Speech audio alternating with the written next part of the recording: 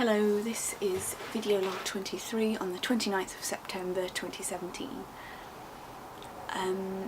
I've brought you up into the loft so that you can see a bit behind me how the building work's going, and it's quite light up here now because they've put one of the windows in, although there are going to be more windows added.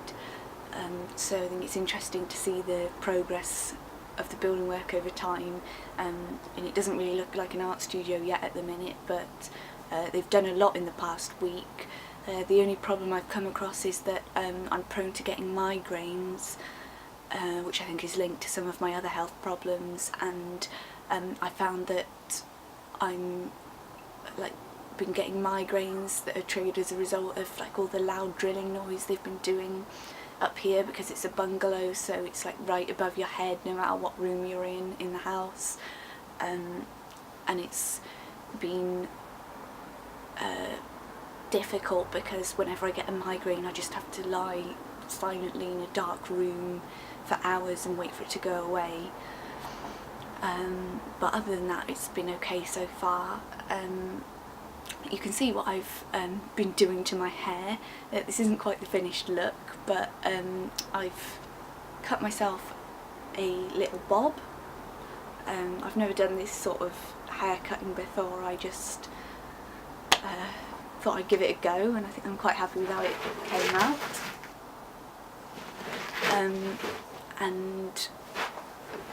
I've also been working on the colour, but it's been quite a major job to try and change the colour from the dark bluey purple that I had to a bright orange and red, so I'm still working on the colour, but you can see that I've managed to get rid of all the blue, and I'm now left with this sort of yellowy reddish colour, and hopefully when I go over it with the orange again I should get a nice autumn colour. So I'm going to do that later. I've been feeling really run down the last few days, and especially today, and I notice when that happens I tend to wake up with a lot of pain in my joints and things, and in my neck, and I think it's a result of me starting the university course, which is a big deal for me because I've been not doing much until starting that, and then going out to the pub and doing some sketches, and then having 2 appointments in one day yesterday, so that I've barely had time to process what happened in the first one before I'm at the next one. And it's not the first time I've had 2 hospital appointments in one day. So I'm feeling really run down, and I'm worried that it might trigger a new health problem, because I've noticed that that's what tends to happen, which is why it's really important to make sure that people with Ehlers Danlos and POTS rest, because otherwise they can trigger new health problems that can then become permanent, making their disability worse. So it can become a major problem, and I'm sort of trying to avoid that. I've found it really difficult to get on with my mother recently, who lives here. I feel like she's just says to me that I'm a horrible person because I'm always demanding things, but she doesn't really seem to understand that I'm asking for help with those things because my disability makes it so difficult for me to do anything about them, so I need to ask some able-bodied person for help sometimes, because I just get to a point where I can't do anything anymore. For example, there's certain places I can't just travel to, if I can't easily get there with my electric wheelchair, or you know, things like that, or on a given day I might have to rest and can't go out of the house, or I can't just go to the shop and buy what I need. So I ask her for help with things like that, and also with some of the admin stuff I'm working on, but she's recently just started sort of screaming in my face and telling me that I'm a really demanding person, and that I'm horrible, and that nobody would be able to stand to be around me, and I really don't think I am a horrible person. I mean, I probably do ask her to help with a lot of things, but that's as a result of my disability, not because I just want to piss her off. But no matter how I try to explain that, she doesn't seem to understand. and she always said the same thing to me as a child, and children are similar, there's a lot of things they can't go and do on their own, so it's a sort of similar situation. I don't know what more to say about that at the minute. I just can't seem to get her to understand the extent of my disabilities, and how they affect me, and why I need her help.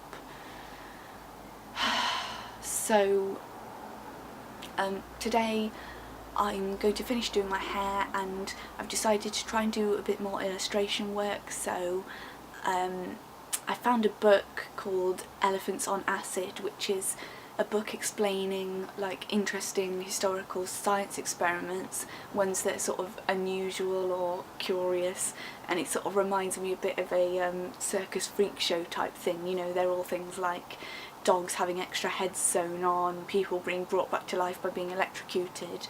So I've decided to use that book as an inspiration for some illustrations, because one of the tasks we had was to pick a book and use that for inspiration.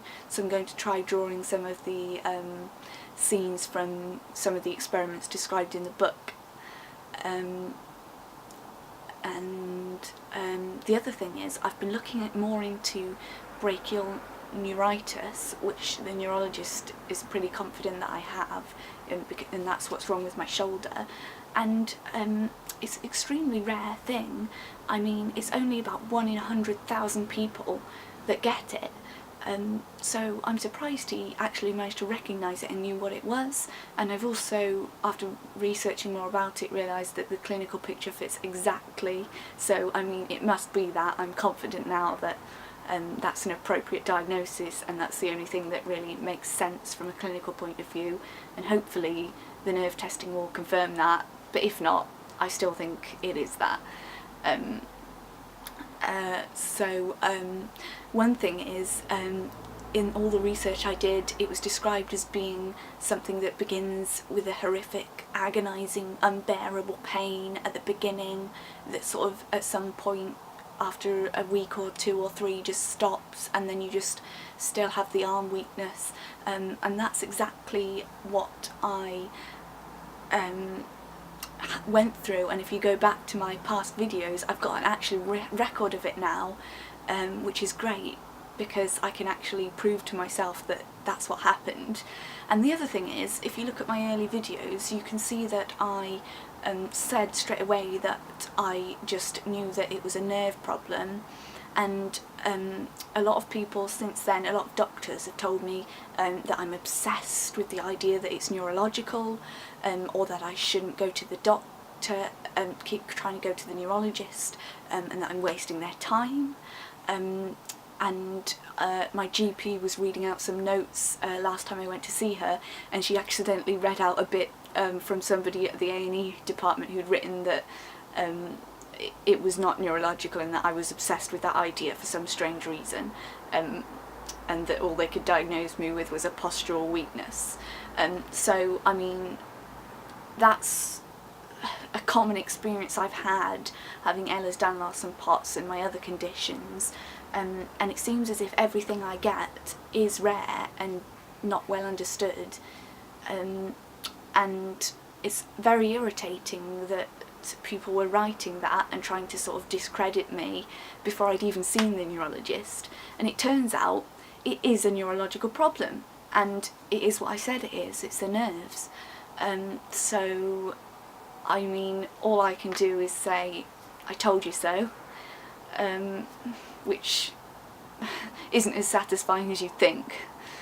But I'm glad I stuck to my guns and didn't listen to the doctors, and in my experience, my sort of thoughts on things are usually more accurate than what I can get from a doctor. I guess I have more insight as it's happening to me, and I've also spent a long time studying medical research. So I think that's it for today. Next time you see me, hopefully my hair will be a nice pumpkin spice colour. Bye bye for now.